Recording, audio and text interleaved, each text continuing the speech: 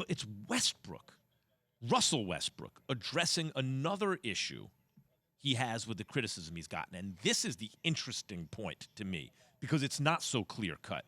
Here is Russell Westbrook after the game at the Lakers press conference.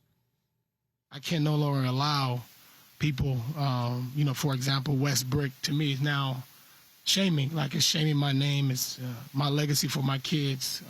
It's a name that means more, not just to me, but to my wife, to my mom, my dad, the ones that kind of paved the way for me. And that's just one example. I mean, that kind of hit myself and my wife in a place where it's not great, man. And I think a lot of times, I let it slide, but it's now time to put a stop to that and put it on notice. Like, there's a difference, and we need to make sure that it's understood. And every time I do hear it now, I will make sure that I address it and make sure that I nip that in the butt. See, he's talking about Westbrook as his family name. I get that. I understand that.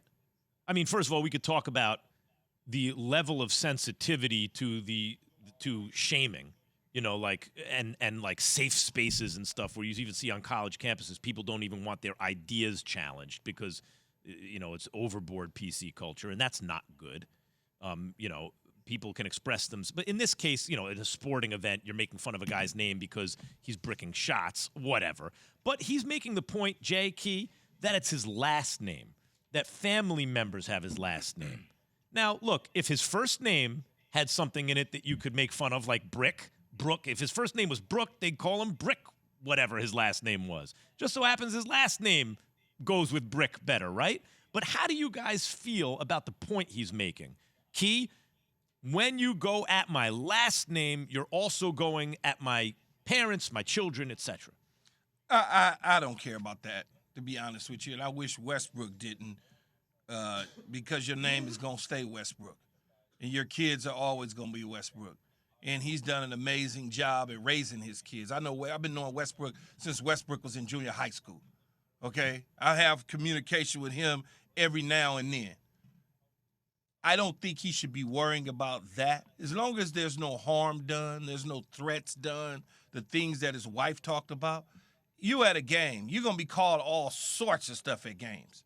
There's no question about it. They're going to poke all type of fun at you.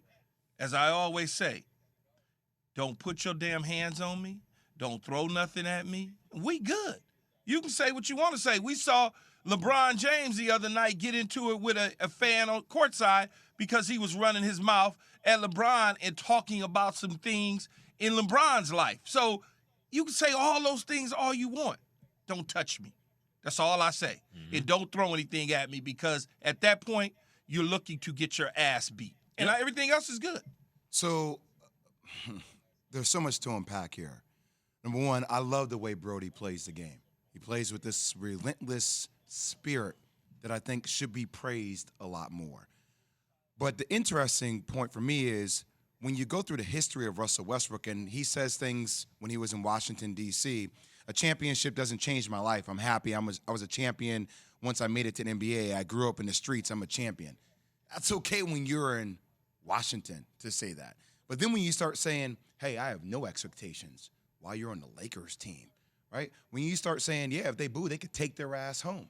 So when you're talking to fans that way, in a very one-directional tonality, now all of a sudden you're going to ask for sympathy from those same fans that you told take their ass home, or that you don't have expectations and you're part of the Lakers organization who has won, 17 world championships, Key? So for me, there is a little bit less of a feeling of sorrow for him because he's talked to fans that way. Key, you know what's crazy about that? What Jay just said to me, and this really advances my thinking about it.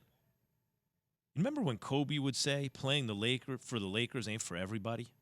I always assumed it was for Russell Westbrook because Westbrook plays with so much pride. And I think that's what's hurting right now is his pride because the hometown fans are booing him. And by the way, there's a whole separate conversation. How much of that is just fans like guys who can shoot from the outside? Like if your shots are falling, they think you're good, and if your shots aren't falling, they don't like you as much. Nothing is falling. Nothing's falling right for him now, right. And so. But Key, what about that? But what about the fact that Kobe said playing for the Lakers ain't for everyone? Didn't you always assume it was for Westbrook? If he's talking like this, maybe it's not. It might not be. It may not be because he's at a place where his game did not move from D.C. to L.A., and he's struggling right now. And when you struggle, you feel the pressure. You can see it on his face. No matter what he says at the press conference and at the podium about how he feels about a situation, you certainly can look at him and tell that he's frustrated. It doesn't feel good. And then on top of that, like you said, Max, hometown, right? UCLA, losing her high school. Now he's at the Lakers, at a dream that he's always wanted to be in Staples Center, a crypto arena now. He always, he grew up there. He grew up not too far from the Great Western Farm back in the day. So I certainly understand his feelings and where he's coming from, but he can't let that bother him. Agreed. You cannot. But Key, this is a combination of a Lakers effect additive with a LeBron James effect. You ready for this? When Russell Westbrook says, I can no longer accept that, this isn't the first time people have called Russell Westbrook Russell Westbrook. This has happened a lot of times throughout the course of his career. But this is the first time that we are paying attention to what Russell Westbrook does every game. When he was in OKC, we didn't pay attention to every game. When he was in Houston, with the exception of when they got to the Western Conference, right, playoffs, we didn't pay attention every game. We definitely didn't pay attention every game when he was in Washington, D.C. But now combine that with the Lakers and LeBron, championship contentions, we're paying attention to every game. And that pressure is something that Russell Westbrook has never felt his entire career. I think it was Stan Van Gundy who tweeted, Westbrook, if you look at the rates, the percentages and stuff, has been the same guy this year as he's always been. So maybe there is an increased scrutiny. Yes. And his pride, he's a very prideful player. You can see the energy and the pride he plays with is hurt right now. Thanks for watching ESPN on YouTube. For live streaming sports and premium content, subscribe to ESPN Plus right now.